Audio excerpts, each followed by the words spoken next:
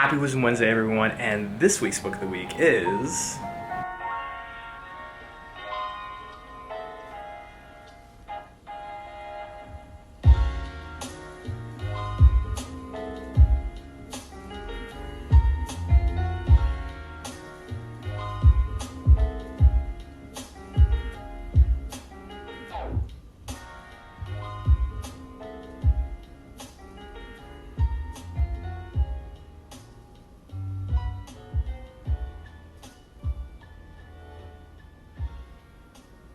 Happy Wisdom Wednesday, everyone. So this week's book of the week comes from one of my LinkedIn connections, Greg Githens, and it's How to Think Strategically, Sharpen Your Mind, Develop Your Competency, and Contribute to Success. Now, Greg reached out last year, and he was very kind enough to send me his book, so I finally got through reading it.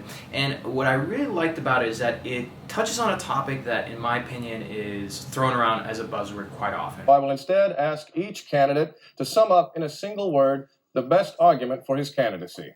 Governor Bush? Strategery.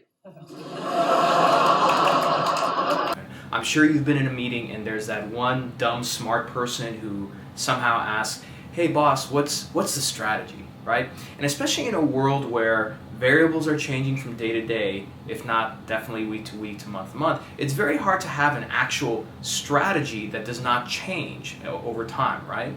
And so I think the idea of strategy has been this very broad and vague thing, and nobody really teaches, like, what does it mean to be strategic? And so this is a great way to start, because what I believe is that in order to be able to elevate and operate at a very high level, you have to implement systems in your life that put you in that position. Very much just like a world star basketball player might practice jumping, dunking, three-point shooting, hand-eye coordination, all these things, and these systems combine together to make him a great basketball player. I think there are certain things about being a strategic thinker that you have to practice, and when you combine those things together, then you're able to produce what an actual strategy is. So before we get into this book, let me start out with an interesting story from this book, and then I'll explain what I mean by strategic thinking. Now, I'm sure you guys all know who this is. So one of the most iconic stories from Silicon Valley is when Steve Jobs went to Palo Alto, to Xerox PARC, to Xerox headquarters a few decades ago, and saw the first mouse and graphical user interface. Now what's interesting is that by all measures, Xerox should have been the world's largest and most successful computer company, but they weren't. And the executives from Xerox didn't see what Steve Jobs saw, and Steve Jobs took the mouse and the graphical user interface and incorporated it into the first Apple computer. And for the most part, that was a huge step in making Apple who they are today. Now, how exactly did that happen? Well, that's when we start talking about the difference between strategic thinking and operational thinking. You see, operational thinking is more focused on the here and now. How do we become more productive? How do we focus on present problems? How do we incorporate what we already know into an already existing world? It's not exactly future facing. Versus strategic thinking has a lot to do with curiosity, asking the right questions, and really looking forward, and in some ways imagine things that have not been imagined. So take this picture, for example. This is an old photo done by the cartoonist W.E. Hill from 1915, and it's called My Wife, My Mother-in-Law. Now, for most people, you just see one image, right? Well, there are in fact two. There's this image, and there's a second image, right?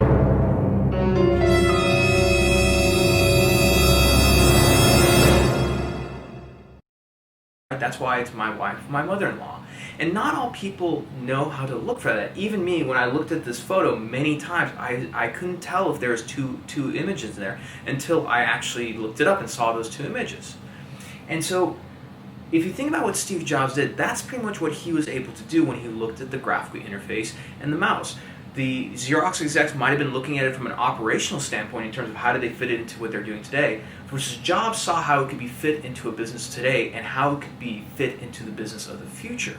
And the lessons from this book will teach you how to start setting up the systems and training yourself so you can actually think and see the world like that. Because I think that's the big thing that I got from this book is how do you implement the right exercises and skill sets to start looking into the future and thinking strategically.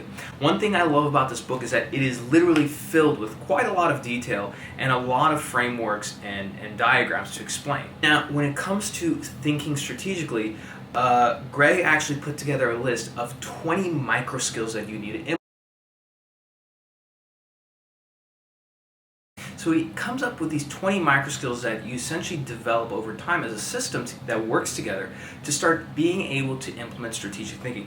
Things like abductive reasoning, where it's the practice of inferring possible causes or consequences from an observation, similar to essentially coming up with an educated guess, but it puts you in a training form where you learn how to simulate a hypothesis and try and understand what the outcomes are. For those who are trained in science, we do this all the time, but someone who may not have a scientific background doesn't exactly do that. Other things are, how do you anticipate, right? That's actually a skill, and I'll read to you what Greg wrote down.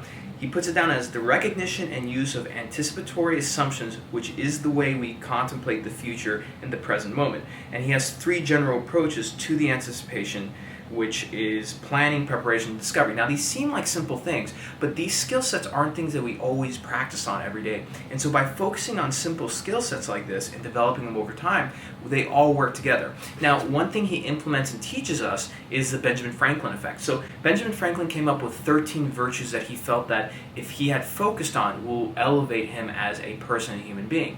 And by focusing on these 13 virtues, he would focus on 1 virtue a week. And because there are about 13 weeks, 4 times a year, he was able to focus on each skill 4 times every year. And so what Greg recommends is going through each micro skill, focusing on a micro skill 1 time a week, and doing it in a rotation of 20 weeks at a time. Because this is how you end up developing habits and training yourself over time. Very much like a basketball player or world-class athlete. One of the micro skills I really liked a lot was the ability to ask high-quality questions. There's a proverb that says the quality of your life will be reflected in the quality of questions you ask yourself. So, give you a perfect example. Common questions asked in an organization is, what are our strengths? And usually you end up going and doing a SWOT analysis. Well, how do you make that question better? A better way to ask that question is, are our strategic resources aligned properly? Are we focusing on the right thing? Because it gets you to think about 3 specific things. Number 1, do you have the right strategy and plan in place in terms of how you want to get to where you want to go as an organization, the goals that you want to hit? What kind of choices do you have to make to dedicate those things? Why are certain resources put in one place versus another? And is that desired state in terms of how you look at those resources, does it address the problems and issues that you're having today and help you hit those goals, but also put you in a position to be in the best environment in the future? Now, to take that even further, a better question than that would be, can we find new strategic resources that'll help us become more powerful and effective today, and what will that look like? Because what that ends up making you think about is, if we can take new resources, what will we do with them?